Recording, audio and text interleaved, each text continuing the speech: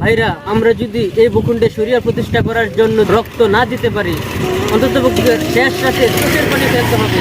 রক্ত আর চোখের পানি, এই দুটা ছাড়া ভূখণ্ডে কখনো শরিয়া প্রতিষ্ঠা হবে না ভাইরা। দিন পরে পরে রাসূল সাল্লাল্লাহু আলাইহি ওয়াসাল্লাম অবমাননাকারী তৈরি হয়। আমাদের চোখের সামনে আল্লাহর বিধানগুলো একটা একটা করে জবাই হইতেছে, আমরা কিছুই করতে পারি না, আমাদের মনে কিছুই লাগতেছে না। আমাদের গুনাহ, আমাদের জিনা, আমাদের গাত বাঁধনে আমরা মত্ত হয়ে আছি। আজকে আমাদের এই পারিপার্শ্বিক অবস্থা দেখেন, আজকে নদীর পানি আস্তে আস্তে বেড়েই যাচ্ছে। গত 10-11 মাস আগে একটা বন্যা হয়েছিল আমাদের এই ঝুমচি নদীর এরিয়াতে, আবার আজকে নদীর পানি বেড়ে যাচ্ছে। ফেনীতে প্রায় 15টা গ্রাম পানিতে বাইরে গেছে। আজকে এখনো আমাদের বোধগম্য হচ্ছে না। আসমানের গজব যখন চলে আসবে তখন আর কেউ রেহাই পাবে না ভাইরা।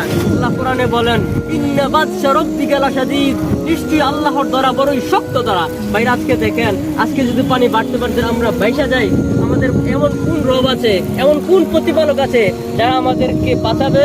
আমাদের কোন ক্ষমতা আছে এরকম যারা আমাদেরকে বাঁচাবে?